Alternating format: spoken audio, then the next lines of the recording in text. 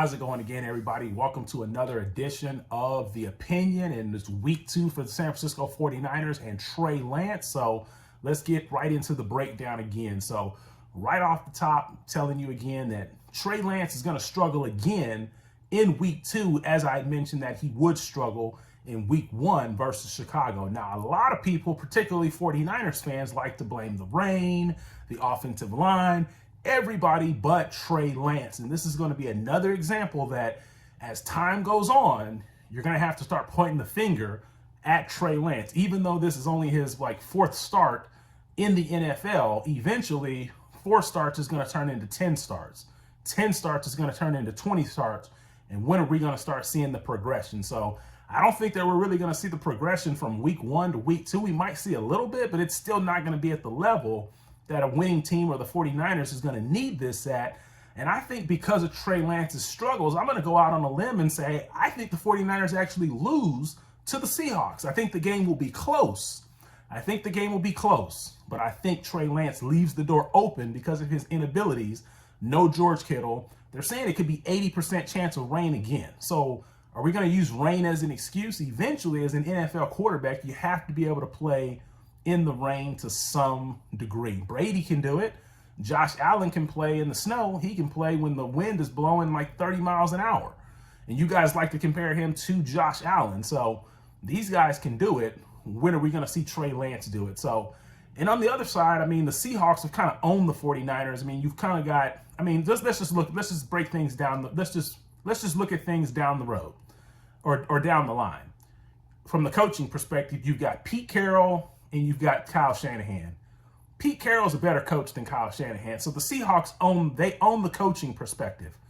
Quarterback, Geno Smith, Trey Lance. Geno Smith looked pretty good and probably shocked a lot of you guys last week. At this point in their careers, I take Geno Smith over Trey Lance. Okay, now let's look at the weapons on offense. I think the 49ers have better weapons, but if you don't have a quarterback to get them the ball consistently, there's nothing they're going to be able to do about it.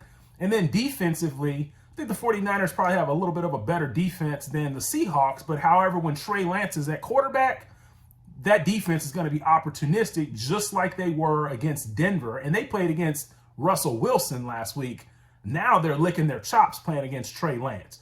So once again, I don't think that the 49ers even win this game. And this is going to confirm even more the prediction that I made earlier that the 49ers would not make the playoffs. Now, back in that prediction, I had the 49ers winning the first 2 games.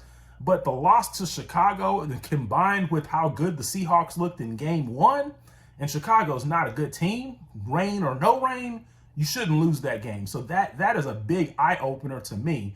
And the biggest part of it is because Trey Lance struggled. Now, at the end of the day, you guys can make these excuses and say it's only his 4th start, but eventually later in the year, we're going to be saying, hey, he started 10 games now. Where's the progression? So after this, the slate gets tougher for the 49ers. This is their last easy game. So if they're going to get it, prove me wrong this week and go out 1-1, because the slate is going to get a whole lot tougher, because you're going to have to see Mahomes, Justin Herbert. You're going to have to see Russell Wilson.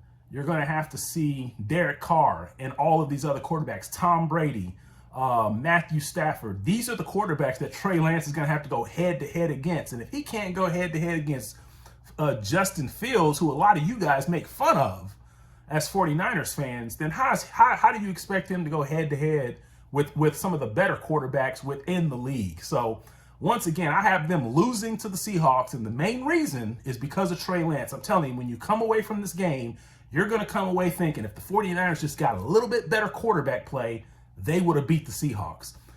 It's an 8-point spread in Vegas, so if you're taking point spreads, get on the Seahawks. I'm just telling you right now, if you don't, you're going to lose out. So take the Seahawks on the points, take the Seahawks straight up. But either way, as long as Trey Lance is on one end and Pete Carroll is on the other end, take the Seahawks. That's what I'm telling you. That's my prediction. I'll be back after the game to recap, and let's see how it turns out. I'm out.